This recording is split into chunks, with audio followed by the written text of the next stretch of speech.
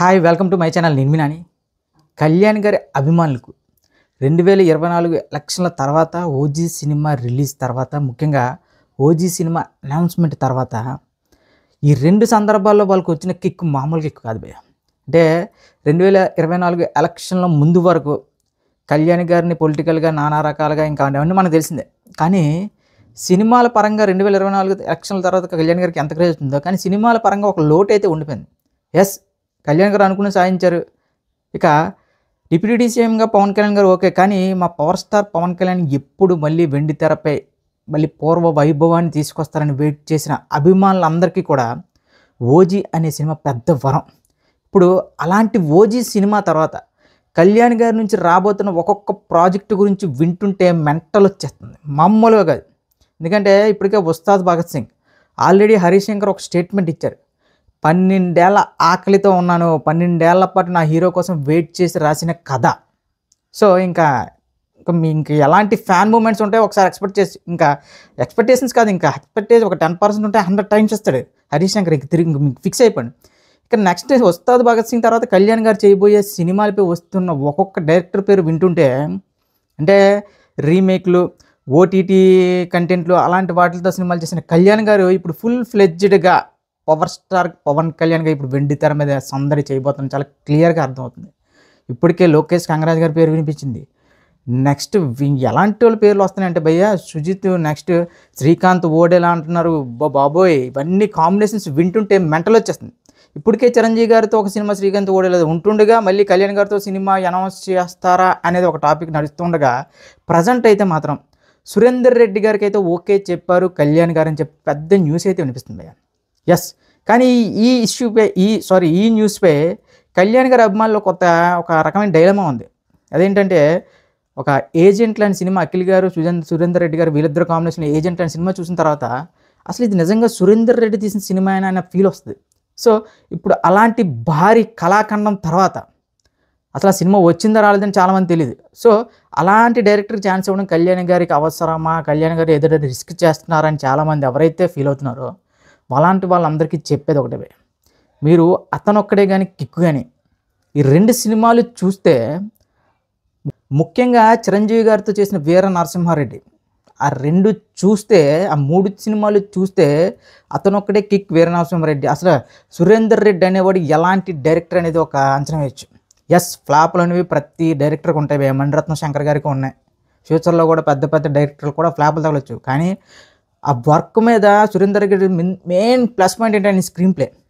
So అవన్నీ కానీ calculate చేసుకొని కళ్యాణ్ గారు ఛాన్స్ ఇచ్చి ఉంటారని ఒక చాలా క్లియర్గా అర్థమవుతుంది. నెక్స్ట్ అతను ఒకటే కిక్ మిక్స్ చేసి ఒక సినిమా, అలాంటి సినిమా కానీ పడితే కళ్యాణ్ గారి ఎంటర్టైన్మెంట్ ఇంక ఏ రేంజ్లో ఇస్తారో మనకి యాక్షన్ ఎపిసోడ్ విధంగా అతను ఒక్కడే కళ్యాణ్ గారికి సంబంధించి ఒక ఎంటర్టైన్మెంట్ అలాంటి సినిమా కానీ పడితే మాత్రం బాక్స్ ఆఫీస్ బద్దలైపోద్ది. ఇక డౌట్లు ఏం పెట్టుకోవద్దు. ఓజీ తర్వాత ఓజీ ముందు అంతే, కళ్యాణ్ గారి ఫ్యాన్స్ ఇంక ఫిక్స్ అయిపోండి. ఓజీ తర్వాత ఇంకా కళ్యాణ్ గారు ఇంకా పవర్ స్టార్ పవన్ కళ్యాణ్గా మీకు మామూలు ఇంకా బొనంచాలని. ఇంకా నెక్స్ట్ సినిమాలు ఇంకా అనౌన్స్మెంట్ 1 by 1 పడే కొలిది ఈ జనవరి నెక్స్ట్ నుంచి చూడండి, ఈ మార్చి నుంచి కళ్యాణ్ గారు లైనప్ పిచ్చెక్కిపోతారు. అంటే ఇంకా ఆయన ఫిక్స్ అయిపోయారు, నా ఫ్యాన్స్ని ఇన్ని రోజులు నేను ఎంత ఇబ్బంది పెట్టానా అని. ఓజీ ఒక కంటెంట్ రిలీజ్ అయిన వరకు ఆయనకి అంటే ఏదో ఫ్యాన్స్ ఏదో నేను చాలా అంటే ప్రజాసేవలో ఆయనకి తన మనకులో అయిపోయి ఉండిపోవడం వల్ల అసలు ఆయన ఫ్యాన్స్ గురించి పట్టించుకోవడం మానేశారు. సో ఓజీ అనే సినిమా ఇదిరా బాబు నీ స్టామినా, ఇదిరా బాబు నీకున్న ఫ్యాన్ ఫాలోయింగ్ అని చెప్పి మరొక్కసారి కళ్యాణ్ గారికి గుర్తు చేసిందని చెప్పొచ్చు. సో ఇప్పుడు అలాంటి కళ్యాణ్ గారు ఇన్ని సంవత్సరాలకు తన అండగా నిలిచిన పవన్ కళ్యాణ్ గారి ఫ్యాన్స్కి తనే స్వయంగా ఇక నుంచి రాబోయే ప్రతి సినిమా కూడా అద్దరిపోయే రేంజ్లో అయితే ఉండాలని చాలా ఫిక్స్ అయిపోయారు గట్టిగా. నెక్స్ట్ అంటే కళ్యాణ్ గారి గురించి కానీ కళ్యాణ్ గారి సినిమాల గురించి కానీ మాట్లాడే ముందు నాకైతే ఒక వ్యక్తి బాగా గుర్తొస్తారు భయ్య. ఆయన ఎవరంటే రవితేజ గారు. అసలు రవితేజ అనే వ్యక్తికి ఇప్పటి వరకు కూడా నేను ఏంటంటే వెంకటేష్ గారికి వెళ్ళానో రవితేజ గారికి కూడా యాంటీ ఫ్యాన్స్ ఉండరు అనుకున్నాను. కానీ మనకి ఎప్పుడైతే క్రాక్ సినిమా తర్వాత రాజాది రాజా గ్రేట్, నెక్స్ట్ క్రాక్ వరకు ఓకే, అసలు ఆయనకి ఎటువంటి హేటర్స్ ఉండేవారు కదా. ఆయన సినిమా వస్తే అందరూ కలిపి ఒక ఫ్యానిజంతో సంబంధం లేకుండా చూస్తున్నాం. కానీ ఇప్పుడు మధ్య రవితేజ గారిపై చాలా విపరీతమైన నెగిటివిటీ పెరిగిపోయింది. దానికి గల ముఖ్య కారణం ఏంటంటే అన్న, స్వయంగా ఆయన చేతులతో ఆయన చేసుకుంది. అది కూడా ఆయన ఏదో తప్పు చేయలేదు, కొంతమంది యువ దర్శకులను తెలుగు ఇండస్ట్రీకి పరిచయం చేద్దామని ఆయన పందా మార్చుకొని మరి భారీ ఎక్స్పెరిమెంట్లు చేశారు. ఆ భారీ ఎక్స్పెరిమెంట్లు చేసినప్పుడేమో ఇది రవితేజ గారి సినిమా కాదన్నారు. ఆయన ఏదో మళ్ళీ తిరిగి అదే మాస్ మసాలా సినిమాలోకి వస్తే అవే రొటీన్ సినిమాలు అంటున్నారు. చూడండి రవితేజ గారి పరిస్థితి ఎలా అయిపోయింది. ఒక నిర్మాతల్ని ఒక కొత్త డైరెక్టర్ని ఎంకరేజ్ చేద్దాం అనుకున్న రవితేజ గారి పరిస్థితి, అన్న ఒక్క హిట్ ఇవ్వన్నా అని చెప్పి రవితేజ గారి ఫ్యాన్స్ అయితే దేవుళ్ళు మొక్కుతున్నారు. నిజంగా ప్రజెంట్ జనరేషన్లో ఆయన పరిచయం చేసిన డైరెక్టర్ని ఏ హీరో కూడా పరిచయం చేయలేదు తెలుగు ఇండస్ట్రీకి. ముఖ్యంగా ప్రతి సినిమా కూడా ఎక్స్పెరిమెంటే.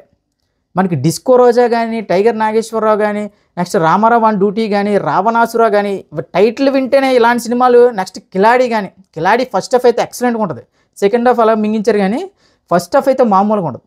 సో అలాంటి కంటెంట్లతో సినిమా వచ్చినా సరే అక్కడ రవితేజ గారు ఫెయిల్ అవ్వలేదు. నాకు తెలిసి తెలుగు ఆడియన్సే ఫెయిల్ అయ్యారు.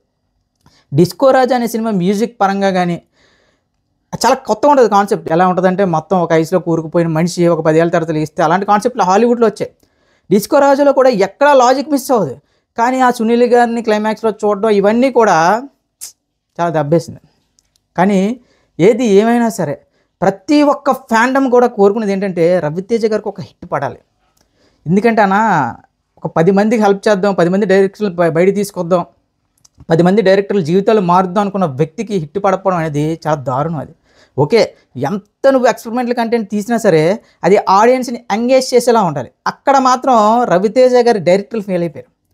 చూడండి కొత్త కొత్త కుర్రోళ్ళకి అలాంటి ఛాన్స్ వచ్చినప్పుడు, ఒక రవితేజ లాంటి హీరో వచ్చినప్పుడు ఆ టేకింగ్ కానీ ఆ విజువల్స్ కానీ ఎంత ఎంగేజింగ్గా ఉండాలి. కానీ వాళ్ళేదో అంటే ఇంకా రవితేజ గారిని వదిలేసి వాళ్ళ సొంత కథలను ఇంకా పిండి పిప్పి చేసి ఇంకెలా చెప్పాలంటే వాళ్ళలో ఉన్న స్ట్రెంత్ అంతా బయటికి తీసి ఒక ఇమేజ్ ఉన్న హీరో, ఒక రకమైన ఇమేజ్ ఉన్న హీరో ఛాన్స్ ఇచ్చినప్పుడు ఎంతో కొంత అతనికి ఇమేజ్కి సరిపడా కొన్ని సీన్స్ అయినా పెట్టాలి.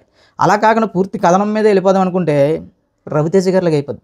సో ఓవరాల్గా రవితేజ గారి అభిమానులు ఏదైతే వెయిట్ చేశారో ఈ మాస్ జాతర సినిమా కూడా ఆయన అయితే చాలా చాలా చాలా డిసప్పాయింట్ చేసింది, మామూలుగా కాదు. మాస్ జాతర ఫస్ట్ హాఫ్ చూసైతే ఏంటి ఘోరం అనిపిస్తుంది, సెకండ్ హాఫ్ ఏదో అలా వెళ్తుంది అనిపిస్తుంది. కానీ చెప్తున్నా కదన్నా రవణ, నీ స్టామినాకు తగ్గ హిట్ అయితే పడాలన్నా. నువ్వు ఏం చేస్తావో తెలియదు.